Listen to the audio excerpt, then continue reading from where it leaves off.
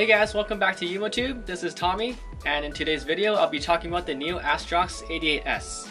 I'll also be comparing it to two similar and very popular rackets, the Arcsaber 11 and the Jetspeed 12. The Astrox 88S is a head-heavy and stiff racket that is designed for front court doubles players. Right now this racket is so popular that all the top badminton players in the world are all using this racket. Especially in doubles, players such as Matthias Bo and Kevin Sanjaya, and also even Victor Axelsen, who plays in the singles category, is also using this racket. So there are two key features which make the Astrox 88S very unique. The first feature is the overall length of the racket being 5mm shorter than conventional rackets. What this means is that the frontcourt players will have better control and handling of their rackets. The second feature is the flex point at the bottom of the racket head. This will allow the racket to flex at that point basically. So when players at the front hit drives or neck kills, it gives them better hold of the shuttle, and this will improve their control of the shot. So another feature of the Astrox 88S is the new revolutionary graphite that's used in the racket itself called NAMD. This feature is only found in high-end Astrox models, so you only find them in the 88, 77, and the 66 models.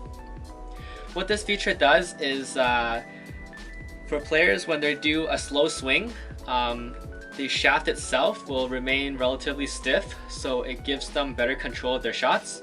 And when they do a fast swing, like when they hit a smash, the shaft will flex more, so it gives them more power. The last feature of the Astrox 88S is the rotational generator system, which is found in all Astrox models. This system applies the counterbalance weight theory. So the distributed weight throughout the whole racket, with the head being heavier of course, since this is a head-heavy racket. There's also weight found at the T-joint and the shaft, and at the bottom of the grip. This system will give players faster recovery after their swings and smoother transitions between swings. What this means is, let's say you hit like a drive, right? You push the racket down, and then when you come back up, it's a lot easier and faster because there's the weight that counters the heavy head at the top. So it basically gives you like smoother swings as you transition from like say defense to offense. It's like a lot quicker and less effort, and makes it a lot easier for players to do. So before I get on with the comparison, I just want to say that this is just my own personal opinion on the rackets. People can agree or disagree with what I think, and they have the right to do so because everyone has their own personal preferences on rackets. And without further ado, let's begin. So for the comparison, I used the 4U G5 version of the Astrox 88S. I chose 4U because for head-heavy rackets, 3U is a bit too heavy for me. So that's why I went with the 4U instead. For Jetspeed 12, I used the 4U G5 just to keep it consistent. And unfortunately, the Arcsaber 11 only comes in 3U weight, so I had no choice but to use the 3U G5 version for the comparison.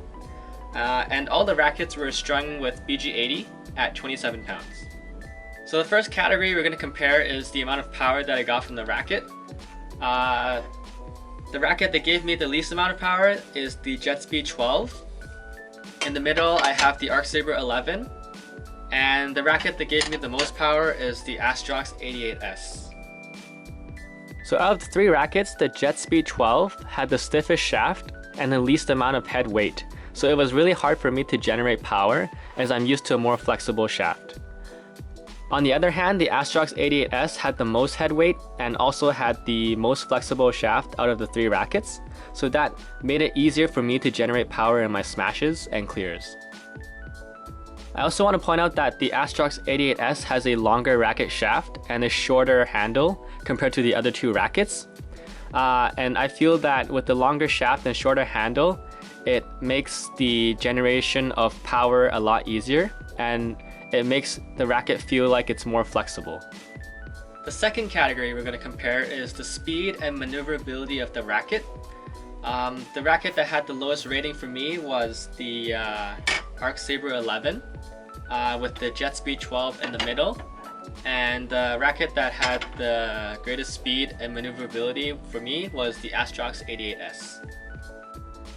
So in terms of racket speed and racket maneuverability, the Arcsaber 11 had the lowest rating for me.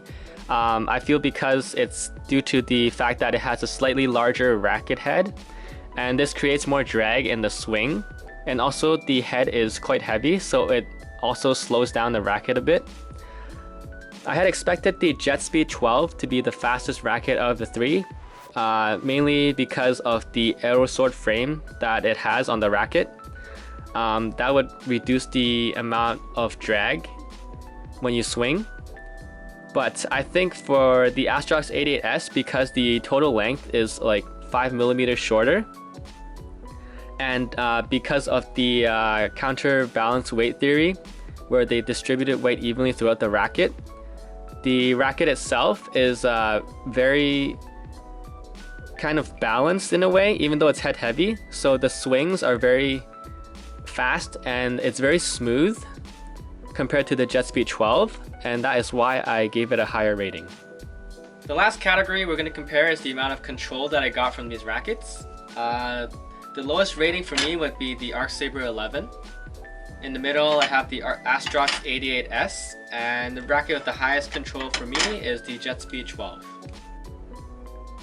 All three rackets had similar levels of control, but I will rate the Jetspeed 12 slightly higher just because the head is not as heavy. So when you're at the front and you're doing net shots or drives and trying to cut off the shots, it's a little bit easier and you have more control of the racket. It's easier to swing, kind of like faster. And then for the Arcsaber 11 and Astrox 88S, they're equally kind of the same, but because the Astrox 88S has a shorter length, I feel that is makes it easier to kind of control the racket when you are changing directions compared to the Arcsaber 11. So that's about it for this video. If you guys found it useful, give us a thumbs up. Leave us a comment down below and let us know which racket is your favorite.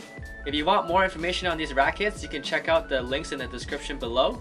Subscribe to Yumo for more videos, like our page on Facebook for the latest badminton updates, and you can follow me on Instagram at tommy.yumo for more badminton tips. See you guys next time.